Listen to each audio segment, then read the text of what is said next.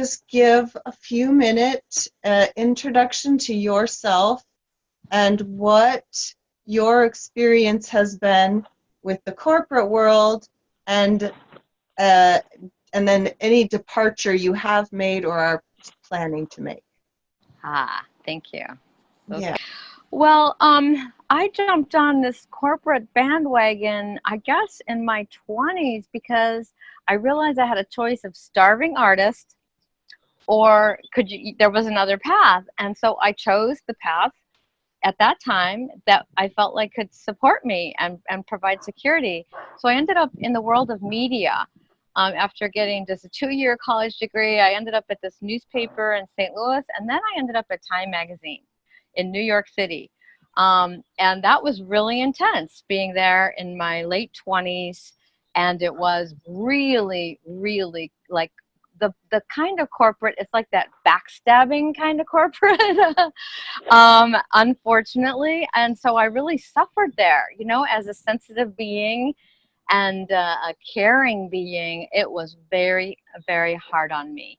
So I did meet the man of my dreams, though, and who I now live with in a form of bliss. I can't say it's all the way bliss, but we met working there. So that was a great thing. And then moving out to Seattle not too long after, I worked for the Seattle Times.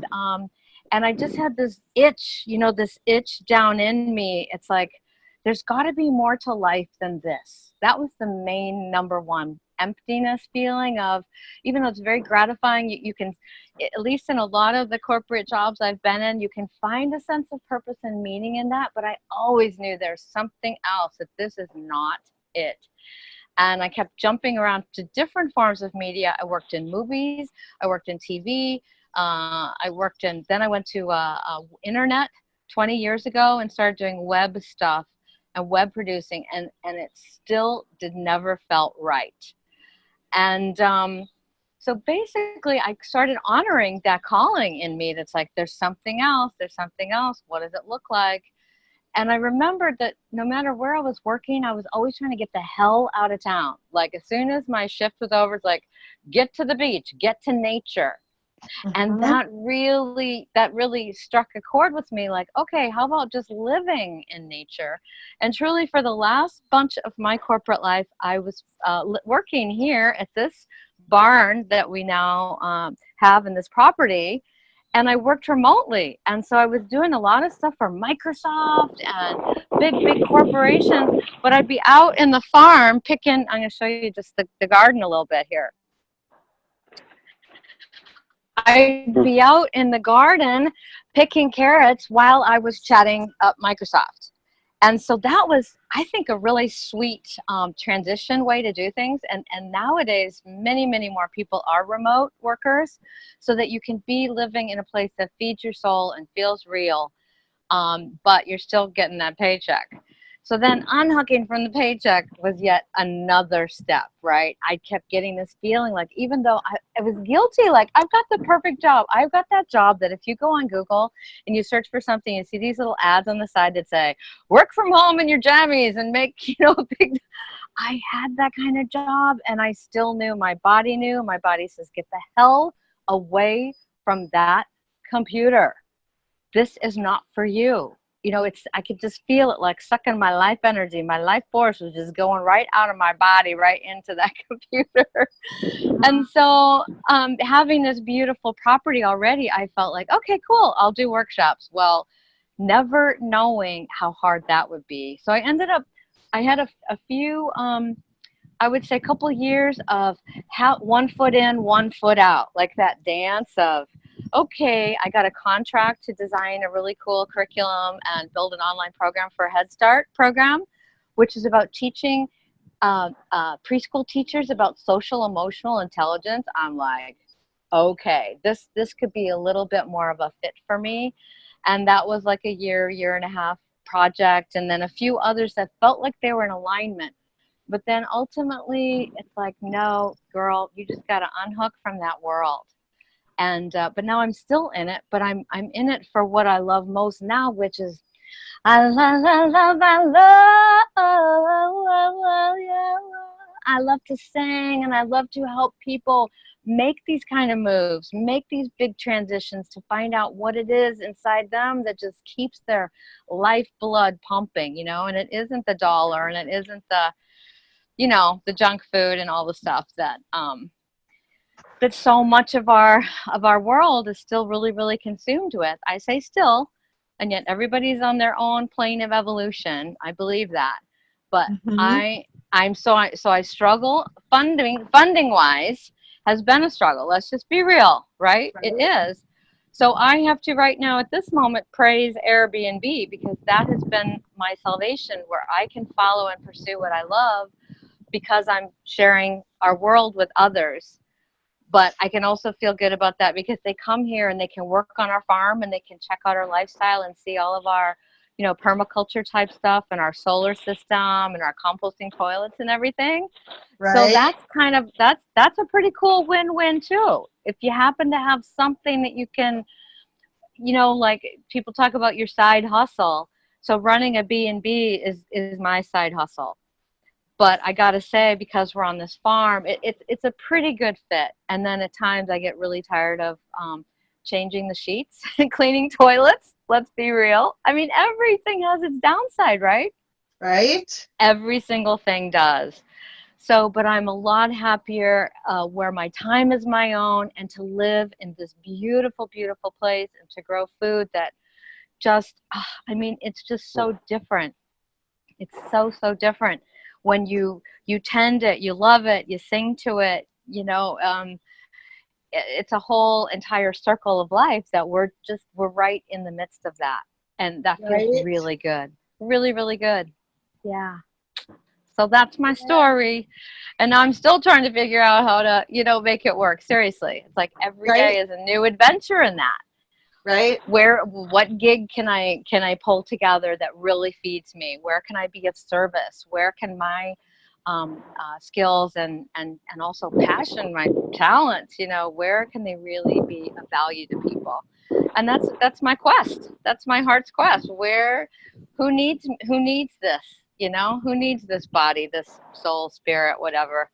You know, call me. Yeah. Right. Yeah. Yes, that's the game. But oh, I'm just so much happier than chained to the almighty, you know, system, for real. So Yeah. thank you for asking. Feels really good. Yeah. Well, I want to pick up a thread that you mentioned, because in looking at lessons and learnings in having gone through this process, Yes. you know, there's a couple of things that are really important first, and that's build, finding and connecting with and building community, right? Um, Absolutely. Yes. You couldn't and I could never do this alone. right, and that starts with finding communities that already exist that we resonate with, and volunteering, you know, while you're still in that other gig, while you're still doing your job. What is it, Yes. you know, Christina, you and I have a really special connection in that, because I was still working at my corporate gigs when I started volunteering with the Women of Wisdom Foundation. Yes. Yeah. Uh, Just an awesome suggestion. Right. Follow your heart in your volunteer hours. Yes. right? And then And that leads you to, yeah. you know, I was a woman working in an IT field and working in these different realms where I moved away from my family, my sisters, and I looked around and was like, I have no strong feminine presence in my life right now, and I need that. Mm-hmm. So that was how I chose where to invest energy and to show up for something else first, Yes. because that's what opens the doors, right? Yes, Um, yes. so Something much, bigger than you. Yes, right?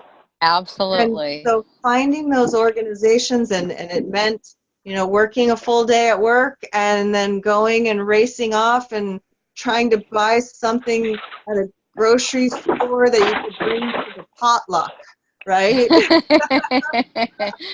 Yes, yeah. and showing up in service. But the other thing you mentioned is that, you know, for a long time we talked about the sustainability. We are working towards sustainability, and what that Yeah, actually meant is, hello, we are not sustainable right now.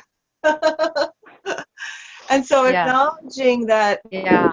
that gig is what is helping us to feed ourselves and provide for ourselves.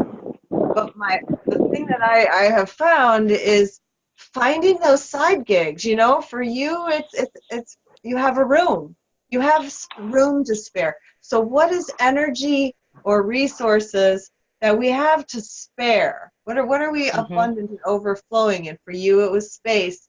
For me, it was time and energy and the organization skills to start volunteering and producing events that brought people together.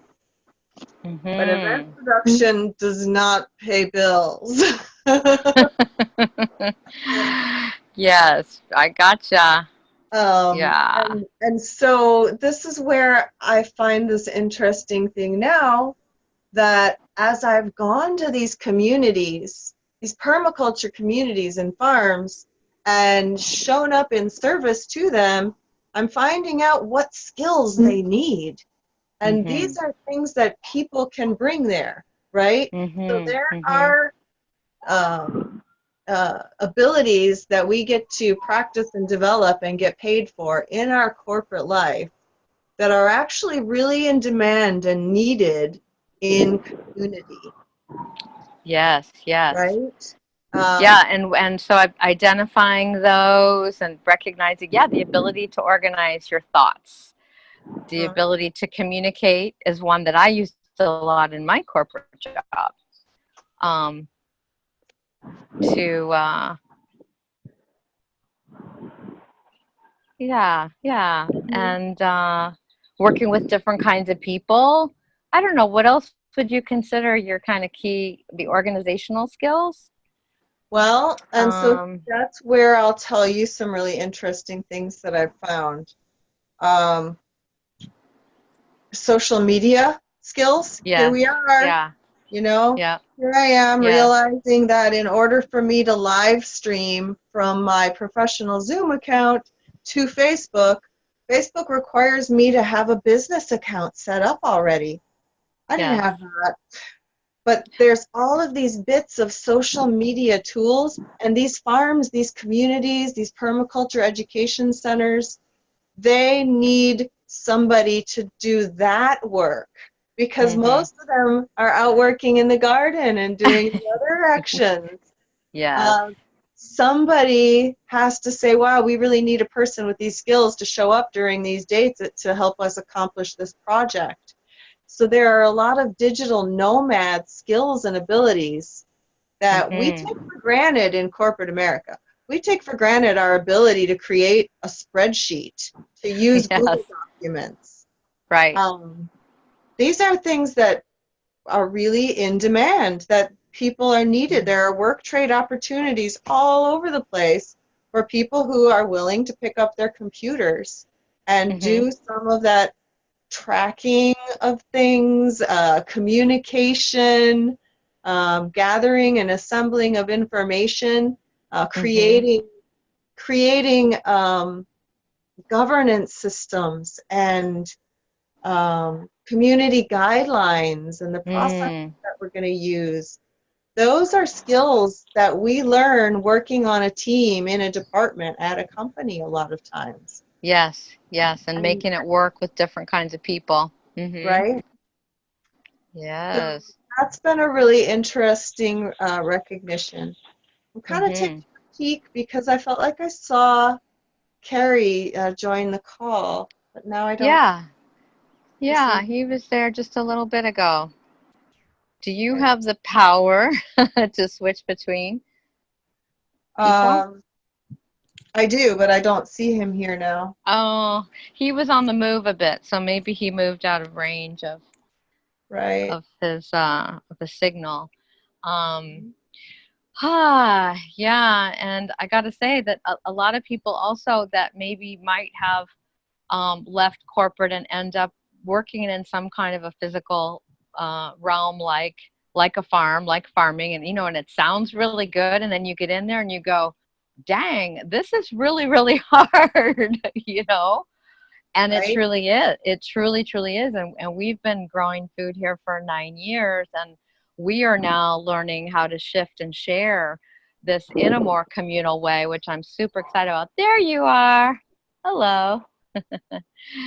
So yeah, it's all about community, and then even how do you create more kind of ad hoc communities? They may not be a formal, intentional community of some kind, but you kind of create it as you go, Right. wherever you are. Yeah, that ability I think is really, really powerful. Christine, what is something that you learned along the way that you could look back at it and we could, you might consider it a mistake, something that you learned from that you could say, hey, I stepped in this one thing on the path. You might not want to step there. You might not want to step there. I would say the biggest one for me was internal, and it had to do with this massive loss of identity. And that I felt I was kind of like grasping for the new ground, and I did not have a tolerance for the uncertainty of this Mm, big change. And so that's that's why I've been writing this book about people who are at a big crossroads and going through a big change, is because so much weird emotional stuff came up. I stepped in a lot of that. I mean, I had these days when I'm like, what the, what am I doing? Like really feeling lost and really feeling like, what the hell, even though I'm standing on this gorgeous ground, I feel like the ground has fallen out. But really, that's just the story that we've been taught about what you need to thrive and what you need to survive. And so to be okay with the uncertainty and the flux was a skill that I picked up after stepping in a lot of my own just fear.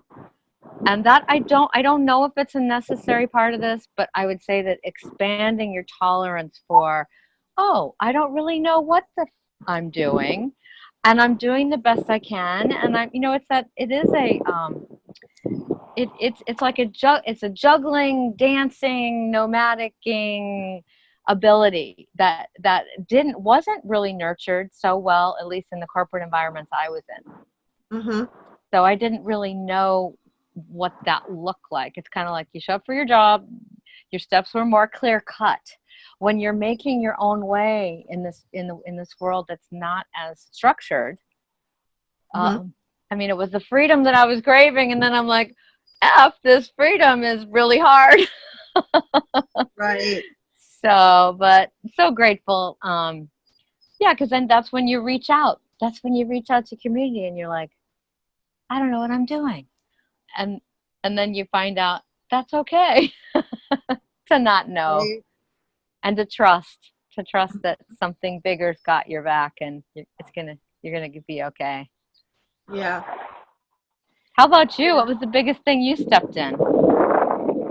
Well, for me, it's a really interesting thing when I look at it because, again, part of what I would want to say is to know what you want to go do. Like, Yes. like I knew I wanted to create a land-based community at my home. I knew it was important to me to bring people together in a place in nature to share an experience that connected us to each other through having shared that time and that place.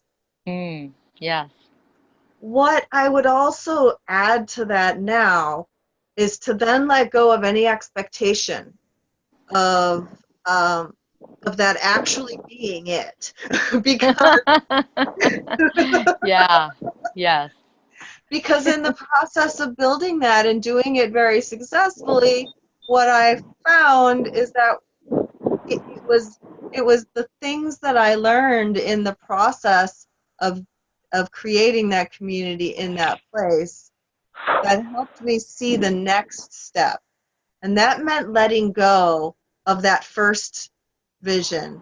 Mm-hmm. And I brought a lot of people into that vision. You know, there were a lot of people who were like, heck yeah, we love this place. We're gonna be here and do this forever. And what my lesson is in that is to be able to appreciate the temporal nature of those Yes. relationships, and to Mm-hmm. recognize that you're going to learn something that changes you, and you don't know what that's going to be until you're changed. And all of the things that you place those values on, they serve their purpose. The things that you would never imagine you're going to let go of are the very things you realize you have to let go of. Ah, yeah. Very well, very, very well said. And that to me is more like it's the journey, it's the journey. Even though you have a destination is important, but it's the feeling of those breadcrumbs of like, well, that's the breadcrumb that you wanted to follow. So in following that, then the whole holographic universe shifts and changes, and now it's a different breadcrumb, or Right. now it's a different group of people, and yet we want that certainty. We want to know, yes, this is forever, but boy, Yeah. it just doesn't always. Yeah, and to build something really lasting is maybe then a different breadcrumb, if that's Well, really what you want. and I feel like we could change that word lasting to living, Living, and that would include growing and changing.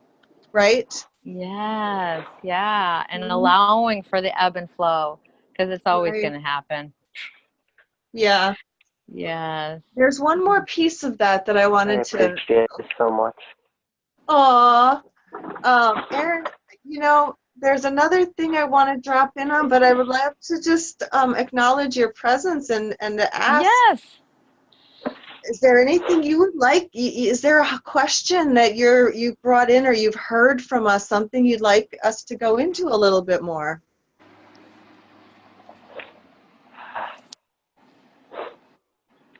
Well, I love the direction, and I I'm finding a nice balance right now between seeking and surrendering.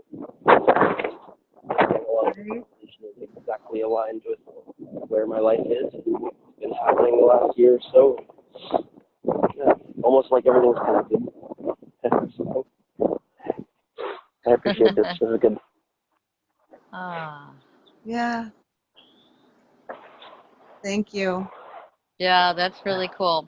What was the word before surrendering? That you're in a balance Uh, between Seeking and surrendering. seeking and surrendering. Oh my gosh. Yeah, Can I share something with you that has of just course. popped up?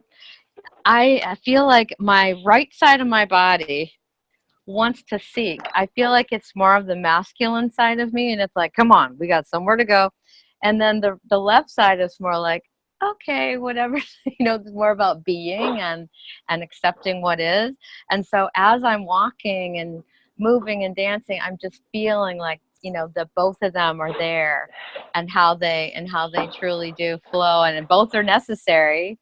And Yeah, yeah. it's just been a very fun practice. So I love that you said that.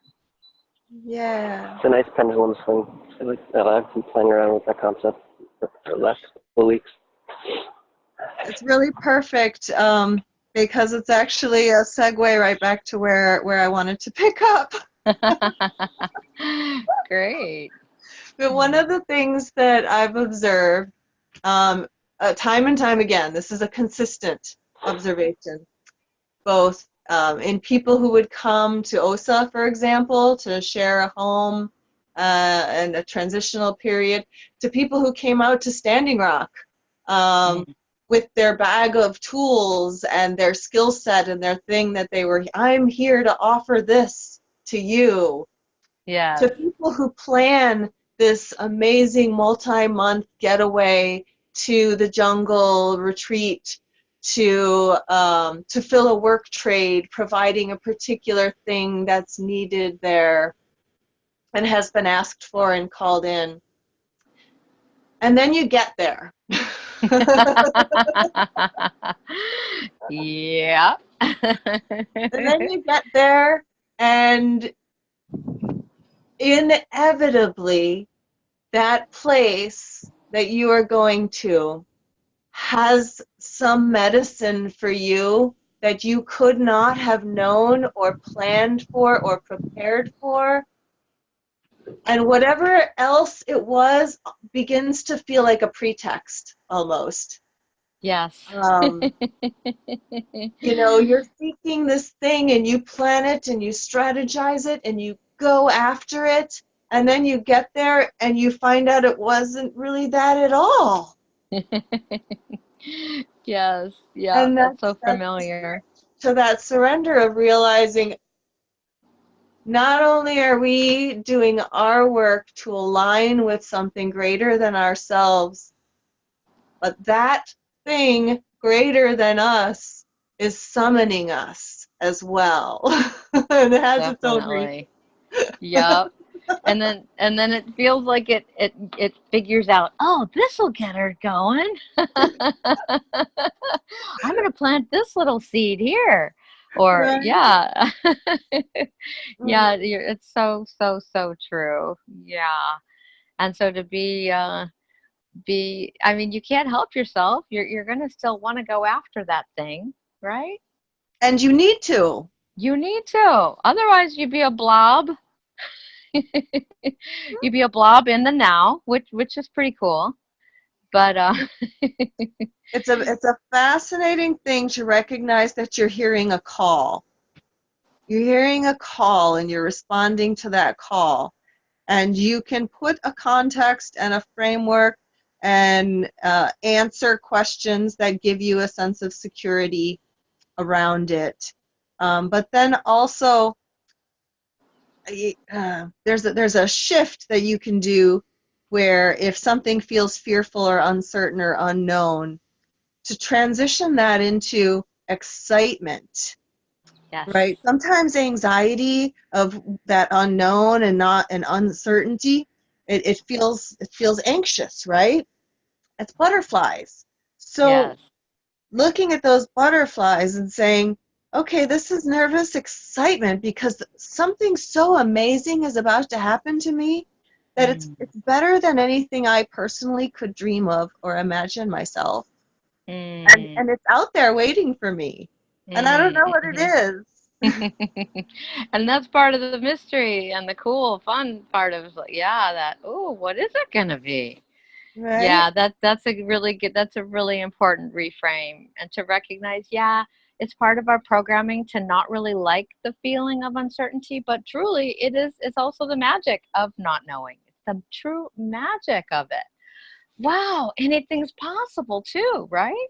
Right? And that's when you can get so beautifully surprised and just like knocked over by the beauty of this universe and Mhm. of the synchronicities and of the just amazing, yeah, it's way bigger than our minds can really wrap their little pea brains around. Right? Yeah. So trusting that. And that also doesn't seem to be bred a lot in our culture, right? We have to really work at creating trust and trusting. At least Right. I have had to. But I would say the millennials in my life, they seem a lot better at it. It just seems to come, not like they're, you know, have no discomfort, but just a little more. I think the evolution is happening. So I'm just so grateful for that. Right. Do you notice that too? Yeah. You know, the generational thing, I have some theories around that. I have some theories around the waves of The souls waves. that are Yes. incarnating on the earth. Mm-hmm. And that they get to Pluto. incarnate with learnings from the work that the previous waves integrated. Bam. That's right. Mhm. When they come in, okay, okay. All right. Right. This got woven in. Yes. Uh-huh. Right. So that helps me a lot. And it inspires us that we are here to do that wave also, whatever it is that has our name on it. Mhm. We're here to do that and to really help evolve us. I utterly believe that, because I can't always know if human race is going to make it Mhm. seriously, but I know that we are going to evolve this shit as much as we possibly can, right? Yeah. I was having this thought about know thyself and self-awareness and this desire we have for our knowingness. Mhm. And then there's that balance with the unknowingness. Yeah. Yeah. um, and in that, we each have our role in what is happening, and we have our own work to do. There's also just a kind of a relief in knowing it's going to happen. It's happening on its own because it is this thing that we're a drop in that ocean that is rolling into those waves, and the tide's coming up and the tide's going out, and we pick up a few things from here, take it out to sea, bring it back up on the shore in another place. And we each get to choose with each moment how actively we're going to participate in that movement, right? Mhm. Yes. Yeah. Um, and the change, it does not depend on any one individual, but it does depend on each of us at times choosing, making that choice to participate, because Yeah. that's where the joy is and the connection of making it happen. And those who don't participate, it's still going to flow, though the tides aren't going to stop rising and falling. Right. True. Yeah. Yeah, but you don't get to jump on that little piece of seaweed and just go for a ride Right? if you're going to stay at home. Well, you're going to be in for some kind of a ride. I Yeah. guess we all are. Yeah. Well, I really do hope that more of our corporate brothers and sisters are feeling this. In fact, I've really wondered. I felt a bit of a calling, Danielle, to, Mhm. because when I left, I wanted to hear that door slam behind me, kind of thing. That's how I felt about it. Yeah. But I've often wondered, well, maybe they just need, or maybe one role I could be is kind of a bridge between these worlds, and to say, hey, come on over here. The water is fine, it's not the Mhm. same kind of water. And so that hasn't necessarily shown up for me. Mhm.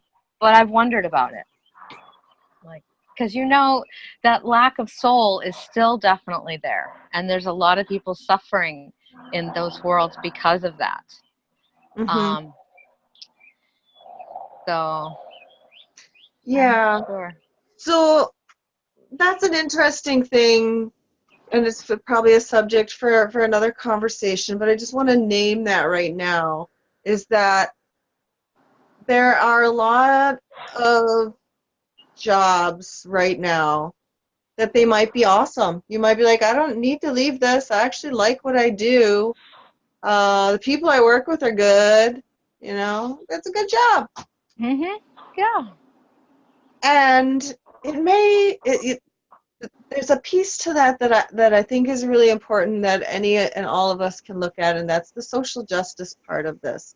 And that's that a lot of these jobs that are being performed on a regular basis, that energy is being taken and used to perpetuate colonialism Yes, and to continue exactly. oppression. Yes, exactly. That's why I had to get the hell away from it. Hmm. I knew that. I could feel that I'm just part of this machine, that I don't like what it's doing. Hmm. I don't like the outcomes. I don't like the unintended consequences of this. It's not something I really want to participate in. Hmm. So yeah, yeah. And so, Christine, I vibe with that a lot. I grew up just outside of New York City, and mhm, when I left, there was a part of me that felt a little bit of guilt, Like, am I, because I left for very similar reasons. And a part of me kept saying to myself, am I cowardly running from it? Or do I want to change it? Do I want to, and if I want to change it, doesn't that mean that I need to learn about it more? I need to learn more about it. I need to understand it deeper. And by leaving it and running away from it, I'm not there anymore. I'm not really understanding it. And so I'm still playing with that thought, but I just felt like I wanted to share that. Oh, I'm so glad you did. I'm so glad you did.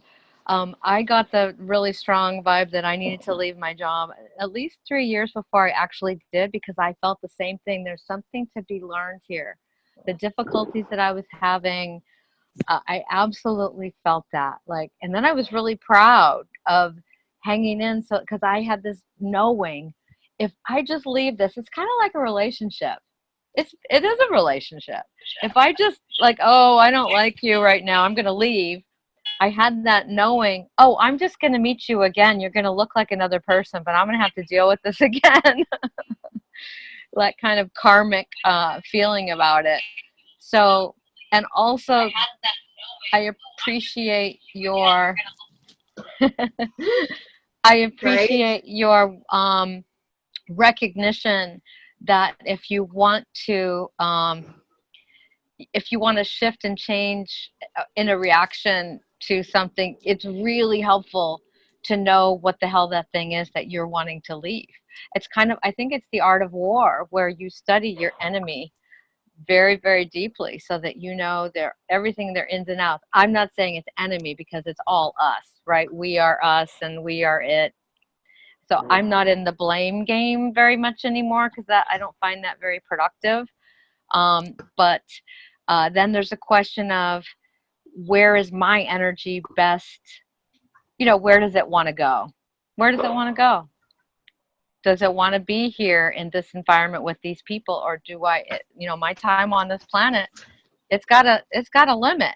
So And that, yeah, yeah. So yeah, but that's what this is about. It's recognizing that we get to choose. We have control over where our energy goes. And we get to learn through experience what feels good and right and in alignment with the greatest good for ourselves, for the planet, for life and livelihood. And what are the things that we're feeding that we're like, no.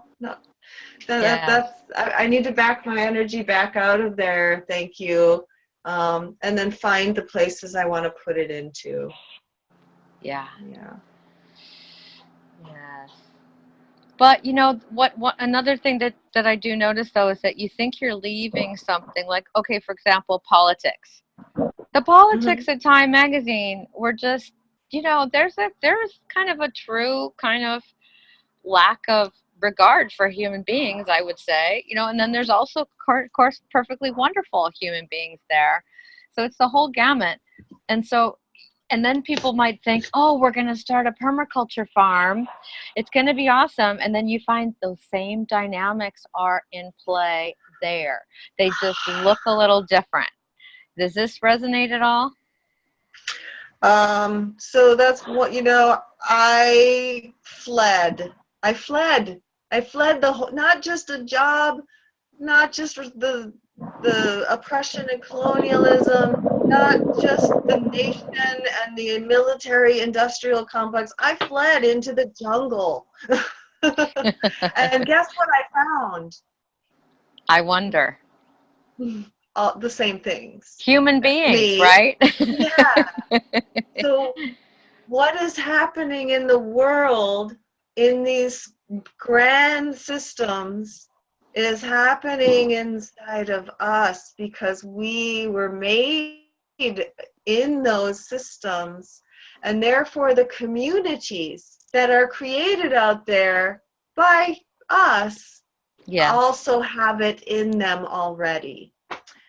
And so that's why I was sharing the governance and self-awareness, emotional intelligence.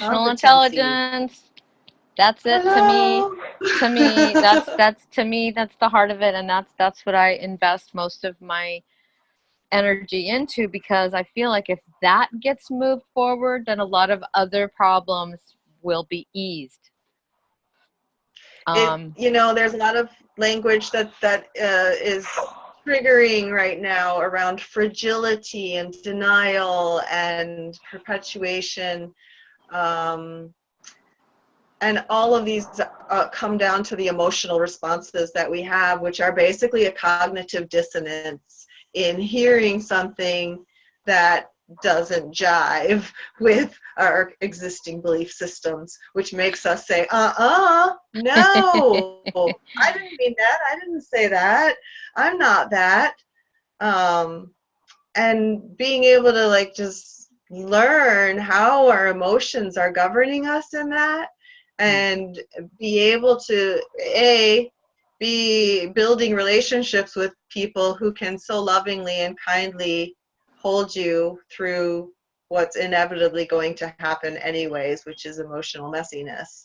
Yeah, In exactly. the process Yes. of being able to move through that and learn something about ourselves through that reflection we see in another person that we want to project it on. That's not me, that's you. That's Trump. That's, that's it's present. It's present wherever we are until we go through it.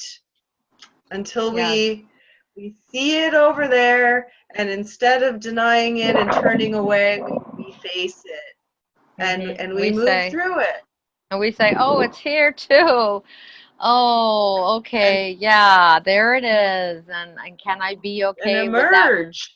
Yes, and be okay with that thing. And that's to me where the peacemaking occurs, is right inside of here, and go, yep, it's all here. It's all here. Mm-hmm. Yeah, yeah, but that's it can be a little bit of a Jedi level skill, but I also believe that children can be taught this. We've just been taught to stuff our emotions, at least my generation. And I love authentic relating games, and how these new ways of really being present with whatever is happening is emerging culturally as a thing that is drawing people. I'm like, yeah, Right? finally. Right? So we can practice this and play with it and grow from it, and we're actually having a good time, and we're connecting around the things that suck. Right. Instead of avoiding them and getting into all our addictions and our avoiding everything, that's still there too. I'm not saying that all went away, but it's being okay with it and allowing it. That's just, to me, that is evolutionary. And that will, if that kind of stuff could happen in corporate world, it could maybe change corporate world. I don't know. Well, and now we're building new companies. Yes, exactly. Yep. And so that's where we get to, I was looking, I have this sticky note on my wall, along with a lot of sticky notes.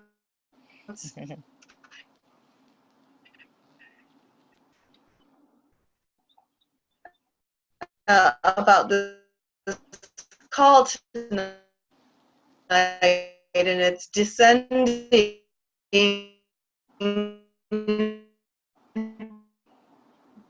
the corporate ladder. Then I went to this blockchain and crypto decentralized authority, and technology is offering us some amazing is the blockchain, because it presents this way of being incredibly transparent and accountable in our business dealings, where, when I grew up, you didn't talk about what you got paid. Contracts were only held by certain people in certain departments on certain floors behind locked doors. Nobody else knows the actual business dealings of a company. And that is completely being turned upside down right now. Open source everything. We're doing this in our communities on the ground between our own hearts and souls, and just the full revelation of everything that's inside us. Yeah. And from there, we need to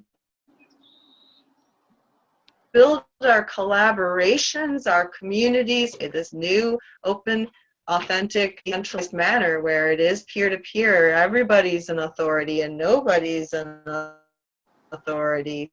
And everybody has a right and a responsibility to say what you see and to ask the questions. Oh, I love it. It's where, because it was the hierarchy. Truly, it was the hierarchy and the patriarchy. Do you have some guests arriving, Christine? I'm looking at the time. I can sort of hear some laughter and stuff, but also this most beautiful little gorgeous bird was just flying here. I was hoping to get it on my camera.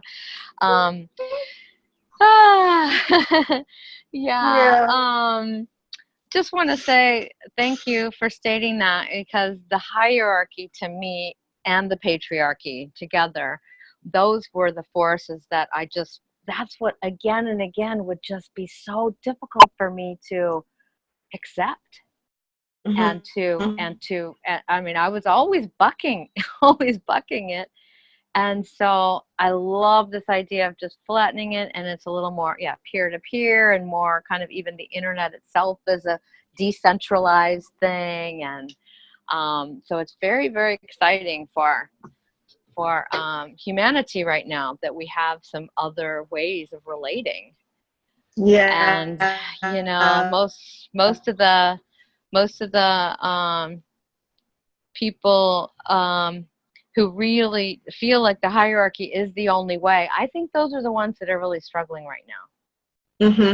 I feel them. It's not easy to, my dear friend Nina from Dream Dance, we used to call it speaking fractalian, because there's these interconnected relationships between so many aspects of, I mean, let's just say community and community development, but the moving forward of humanity. There's that butterfly effect is actually, it's the fractal, right? It's what is happening in one place at one scale is occurring somewhere else at another scale. And there's a beauty and a simplicity in what appears to be such complexity. Yes, it's true. Yeah, I love that. Christina, thank you I love so this much conversation. for this time. Yeah, and it's also nice. It's nicely, putting a little, I guess, a little seed inside of me about just that continuous question: is where am I called? Where am I needed? Where are the services and the value? And I mean, that sounds very businessy, doesn't it? Where's the gift? So I'm just putting it out there, because I know the universe has got this, and I'm willing to follow. Well, I want to wrap up this time by sharing that this next bit of hearing and feeling those calls and inquiring deeply into how to answer that hands together in community and put that into a group. So I would really love, I'll invite you and anybody who wants to watch this recording. I'm going to put this recording into a group so that we can talk about what are those questions that we have, what are the calls that we're hearing, what are the skills and gifts that we have to offer, and how do we start matching those up so that we can make a commitment to take a next step, because by doing that eases those fears. It's like, okay, I made a decision. I'm going to go do this. And then Yeah. once I do that, it will become clear to me what it is that I don't know yet. It's true. Step by step. I Yeah. love And that. I Thank really, you. I think that we have answers for each other to these questions. And so that might be a little bit of my ulterior motive, is knowing all of these amazing, wonderful people who have the answers for each other. And I just want to get you all together. Oh, I love that. And you are just so brilliant at that. You're just like a, world weaver. Like, okay, we're going to get these dots and we're going to connect them. I love it. And I feel honored to be in your web. So thank you. Mwah. You're masterful at that. So thank you.